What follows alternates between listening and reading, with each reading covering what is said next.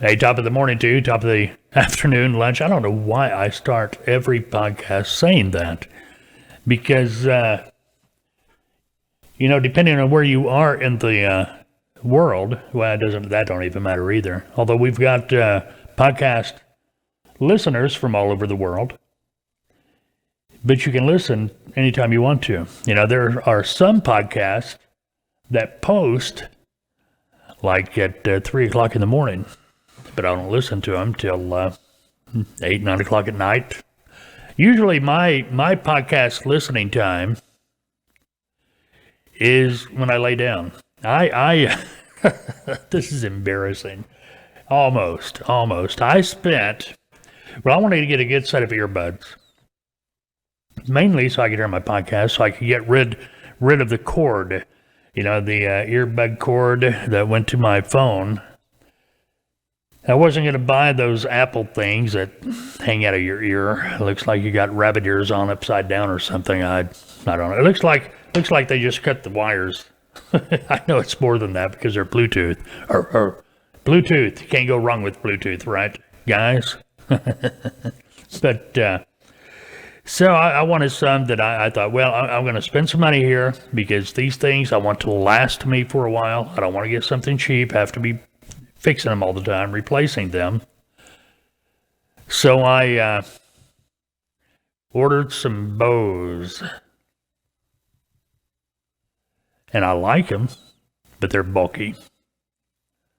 I like them to listen to the podcast, but they're not worth a flip with your telephone. I mean, I think that's really what they're made for. They're good for music, audio, and things like that, but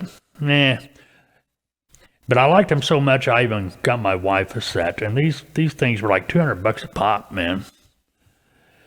So I had mine for, a couple of months. And it quit working. Well, they didn't quit working. It just quit. The case wouldn't charge them up anymore. Now, I contacted Bose, man. They were right on top of it. And replaced them, no charge. I mean, took a couple of weeks because you had to send them off, but, came right back. Well, anyway, I decided, okay, I want a set for the studio, but I'm not going to spend $200. And the reason I didn't bring in the Bose is because they were meant more for music, I guess, not sound. I mean, they were too bassy. They were just too bassy. And so I said, well, I'm just using it here to monitor in the studio. I don't really need natural sound. So I bought a cheap $30 pair of, what are they called, J-Labs, something like that. Got them at Best Buy. Psh. I use them for everything. They're so easy to connect. You can get connected, well, for the most part. And the sound, I don't know, I just can't explain it. But anyway, they work. Still got my Bose. Still not going to throw them away or anything. All right, top of the day to you. No matter if you're listening to it in the morning. Boy, did I get sidetracked. I do that. But it's Friday morning. Geez, what's the date? February 19th. We're a couple of days overdue with this podcast. And yes, we are in living color. Barely, almost. But if you're listening to the podcast, you want to watch it, you can go to YouTube. We're posting these video podcasts up on YouTube now. So you can see kind of what's going on behind the scenes as we are doing these things. Weather's been the big thing this week. Weather. As I am speaking to you right now, the temperature here where I'm at in Arkansas, 9 degrees. That's a lot better than it was about 2 or 3 days ago. 2 or 3 days ago right now, it said -9 degrees. That's not wind chill, that's temp. This is the coldest I've seen it here. I just don't remember it being any colder. We got two rounds of snow. Maybe not a lot comparatively for what you people get up north and things like that, but for us, Jiminy Crickets, 6-7 inches. Forget it. It's over. And the poor kids, the kids. No more snow days. If it snows, it's to the computer because we're going to do virtual learning today. I think that's such a rip. And I know the teachers got to love that too, you know. But the way it is, that's where we are now. Thank you, COVID. And be looking for a COVID-21, I understand. Coming to a politician talking about COVID near you soon. But anyway, man, it's crazy about the weather all over the South. The other day, I was reading something said 70% of the country is covered in snow, and I believe it. And here's the kicker. Okay, Arkansas, a cold day here, 25 degrees. You know, cold night, maybe 19. But none of this stuff. This is just off the wall, stupid code. And it's been so cold and cloudy, it's not been able to melt. But cars are driving on it, it's turning into ruts. Anyway, you know the story, you know how that goes. And Arkansas, we're just not equipped to handle this kind of weather. Talking about my house, or the buildings, not just my house, the buildings in Arkansas are not built for -9 degrees. You know, I mean, the insulation and things like that. So it's been pretty wild. Some of the businesses around our area have been losing electricity, losing gas, not because for no other reason than the power companies and utility companies have been shutting it down to conserve for a couple hours here, a couple hours there, whatever. But it's been pretty trippy. All right, this is the FBTV podcast for the week of February 15th, even though we are coming to you on, February 19th. And if you're joining us on YouTube, hey, good to see you. Yep, I see you right there. But anyway, what's going on today? Today we got a lot of Q&As. But before we get into that, FMCSA extends historic 50-state COVID-19 waiver through May of this year. And I think that's all that needs to be said about that. There's a bill up in Wyoming. Looks like they're trying to do this again. Put tolls on Interstate 80. They tried this in 2020, but it got voted down 18-11. But now it's back. And specific details of the toll plan, rates, or where tolls would be collected, not included in the bill. The master plan would determine the details. I'm just reading it. The master plan.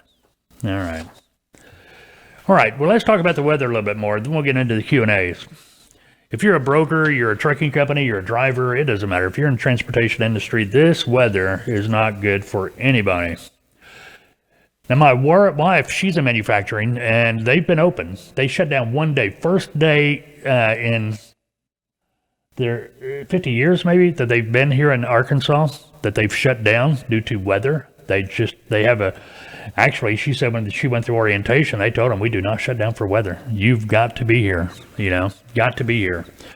And but this is her first shutdown day. Now, how is that affecting freight? Well, it has to be affecting it, obviously.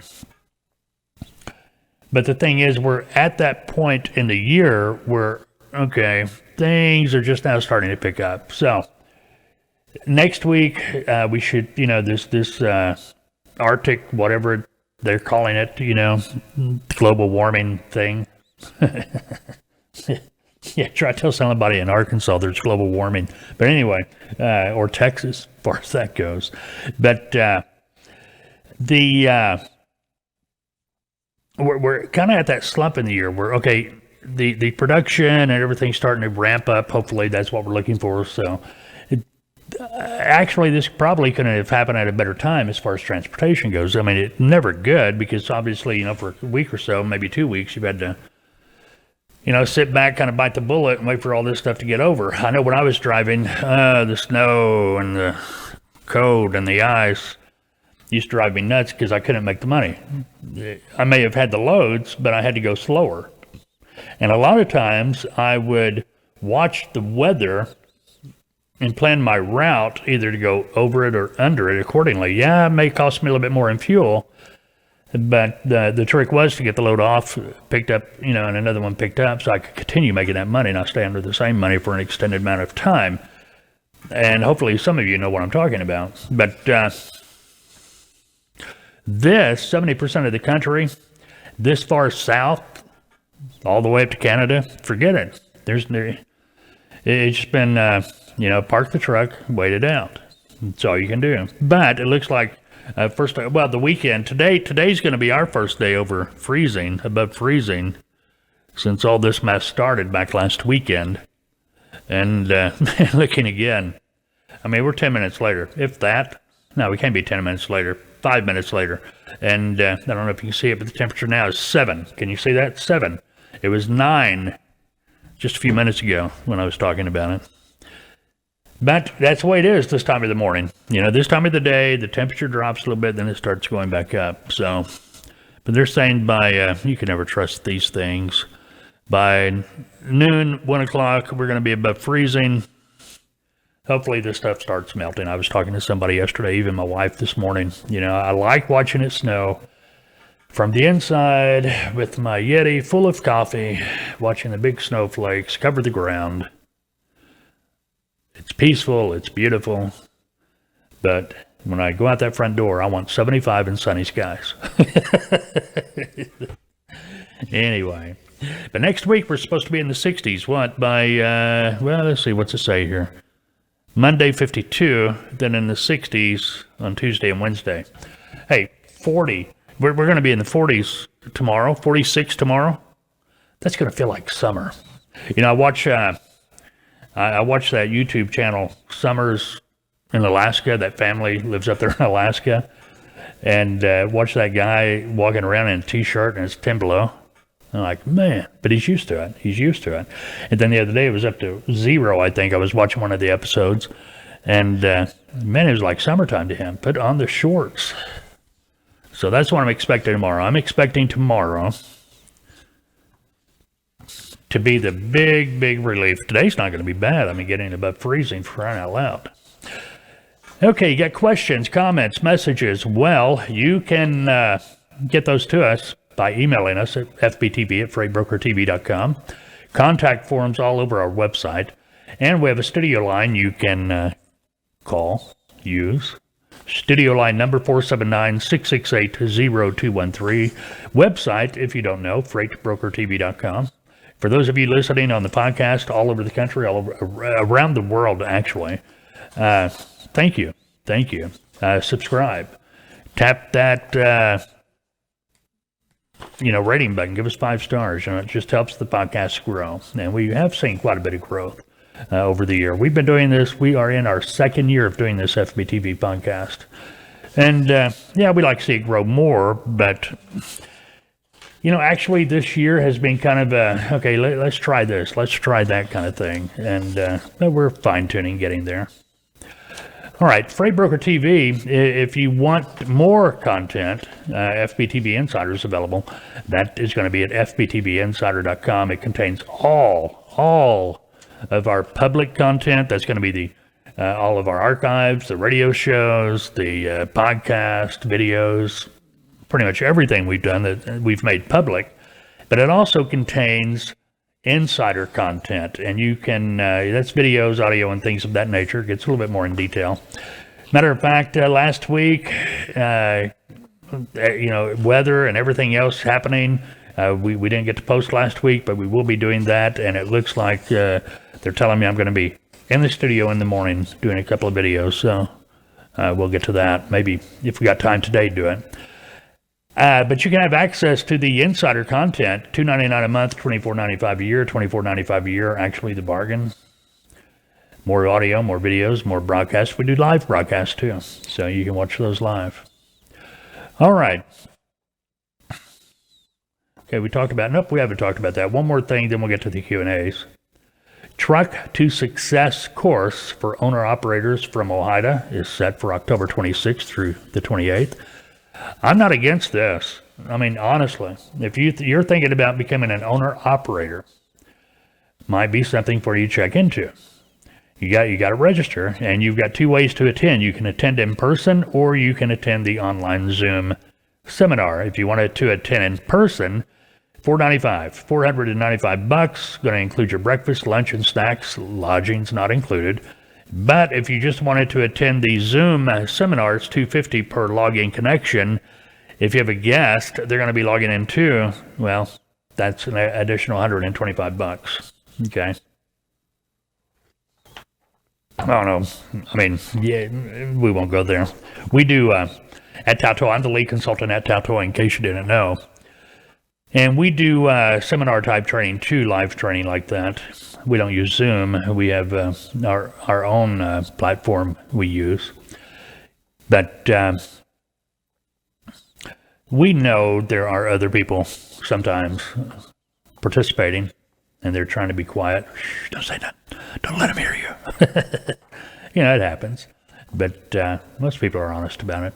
Anyway, this Truck to Success course for owner-operators, topics covered in the course include creating business plans, drug and alcohol testing, understanding leases. And I'm assuming they are talking about leasing a truck from like Ryder or somebody. Surely they're not talking about lease purchase from a trucking company, but they might be. Leases, how they can make or break a business, getting your own authority, tax consequences of being an owner-operator, financing and being smart in equipment purchasing, and understanding how load boards can help your business make money. Now that scares me. But anyway, there's also going to be a segment on current issues facing the industry. Now let's talk about that load boards help your business make money. Way too many small operators out there that have their own authority using a load board for 100% of their loads. Come on. OIDA knows better than this. And I hope they're explaining to you when they talk about understanding load boards and how they can help your business make money. I'm hoping they're talking about backhauls, because that's what a load board is for. Unless it's a rare, extreme circumstance, you should only be using a load board for a backhaul. Matter of fact, you know, you can ask any of my clients that I've had currently or in the past, and they always, and every one of them will tell you that I always say, a broker is the most misused tool in the transportation industry, because a broker is for a backhaul. We're not here to be a dispatcher. And yeah, there's something on our website. We're getting calls about it. We just haven't completed it yet. It's for dispatch training. And I've always been against that. You can go back and look at any of past videos or audio where I'm talking about dispatcher training. And I haven't been a big proponent, but it was introduced to me in a way that, okay, I can see where they're going with it. You know, a lot of people, it might be easier for them to start as a dispatcher, start really learning the business before they take on the responsibility of being a broker. Kind of get the idea. So in that aspect, okay, I'm cool with it. But anyway, we're working on that. We'll get to it.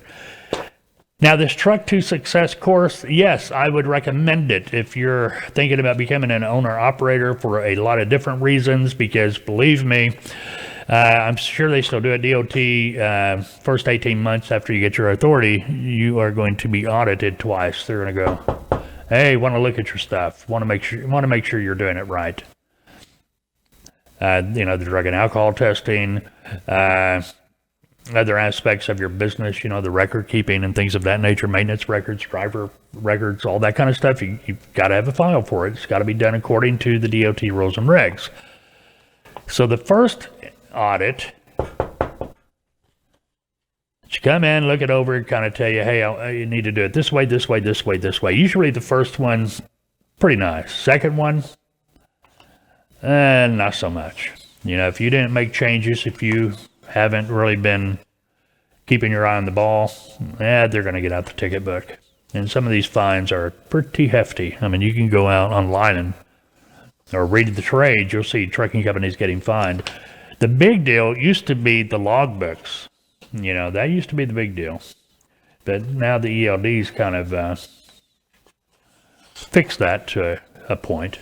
So anyway, but one thing that's missing is how to get your own customers. If you're a trucking company or thinking about becoming a trucking company or buying a truck and becoming an owner operator, getting your own authority, man, if you don't have your own customer or customers, as the case may be, you're going to be having to use a broker for 100% of your loads. That means on every load, you're going to be giving up as much as 20%, 25% off the top from what the shipper's paying the broker. That 20 or 25% could be going into your pocket if you had your own customer, because you're dealing direct with a shipper at that point, and you're not having to go through a broker. And that's what you should be doing. The only time you should be using a broker is for a backhaul. In other words, to get a load that would reposition your equipment to a destination you need that equipment to be, so you can pick up another one of your customers' loads. But anyway, that's that. All right, let's see. Let's get into the Q&As. I've got about 5 minutes here to do this. And what we don't get to today, we'll get to next time. All right. Hi, Mike. I'm reaching out because me and my wife have started a freight brokerage, and I was wondering if you could recommend what we need to know about insurance, and do we need it? Thanks in advance. And apparently his name is Mike, too, in Tennessee. All right. Well, Mike, in Tennessee, here's the deal. Starting out, pretty good idea, you have contingent cargo. Obviously, to get your authority, you don't need, there's no requirement for you to have insurance, with the exception of the property broker surety bond, which is in itself a type of insurance.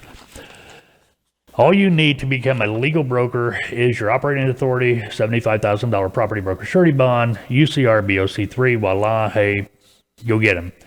But you're going to find out real quick, you're going to need insurance. One is going to be contingent cargo. I always recommend to everybody, start out with contingent cargo. It's pretty inexpensive, and you'll probably never, ever, ever file a claim on it. It's mainly for looks, to make the customer feel all warm and fuzzy, because when they get your packet, they're going to be looking, okay, there's that, okay, there's authority, okay, there's that, yep, okay, there's his insurance. So they're looking at it. It's a document in there that says you have insurance. Obviously, the carrier is responsible for the insurance on the load. They're going to be carrying the auto liability. Most brokers today require the trucks to have general liability in the amount of $1 million minimum. Auto liability is a whole separate deal. That's so the truck can get their base plates, their tags, so to speak, and the cargo insurance. And most trucking companies will carry $100,000 with cargo. But going back 11 years to 2010, when the CSA came into play, that created liability issues for not only the broker but the shipper as well. So now shippers like to see insurance in that packet. Okay.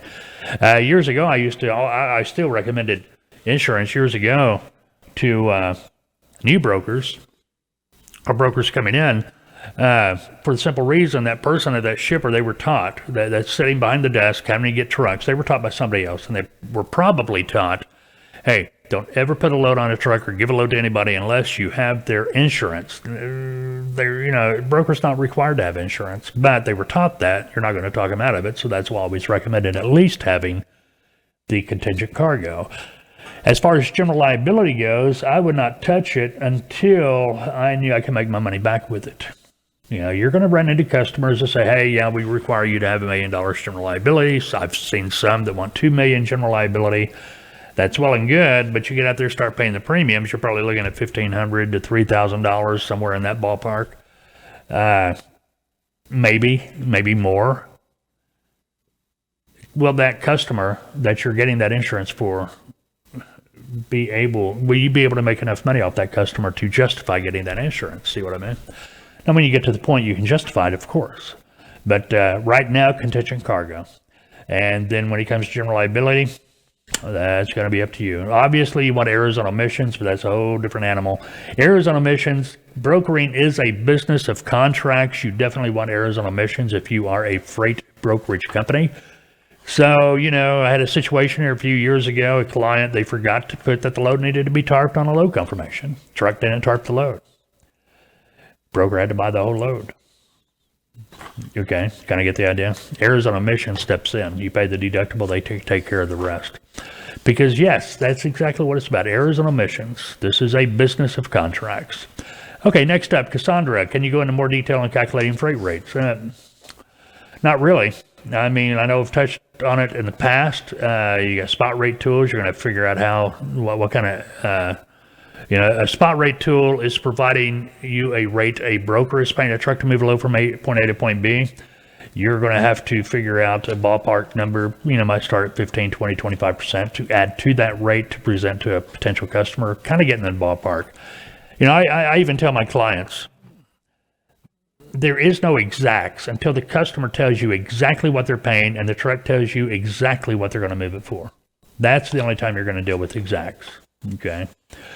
And be careful with quoting loads and bidding on loads. You know, sometimes you're going to quote, you got some knuckleheads out there, they're going to, hey, you quoted me this, I expect you to get me a truck for that amount.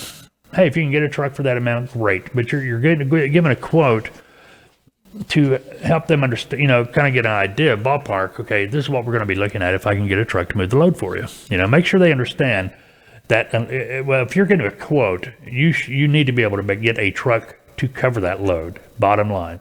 Otherwise, make sure you tell the customer, hey, you know, this is what it looks like it's going to take to be able to get a truck to move that load. I'm not guaranteeing a truck. I'm just telling you this is what it looks like. So that way there's never any misunderstanding. Had a situation here a few months ago where a client gave a potential customer a rate on the load. They weren't even set up yet. You know, it was just a conversation. And that customer went ballistic. You know, okay, yeah, give me a truck. Well, you said, well, we're not even set up. You know, we were just talking. But anyway, neither here nor there. All types, right? All right, I've gone over again, but I got one more here. VJ, I would like to learn more about brokering and dispatching. Fantastic. That is exactly what the Insider's for. Check us out, FBTV Insider. That's going to be FBTVinsider.com. That's the address. And that's exactly what it's designed for, VJ, for people just like you that is looking for plenty of information about becoming a broker, entering the transportation industry so that, you know, they know what they're getting into. They don't spend a lot of money to get trained and then find out, I didn't want to do this, really not my cup of tea. All right, that's going to wrap it up for this FBTV podcast. So, what's next? We'll be back next week. Hopefully by Wednesday, we'll have another one of these posted on Wednesday. But anyway, it's Friday. Have a good Friday. Have a good weekend. Unless, of course, you've made other plans. We'll talk to you soon.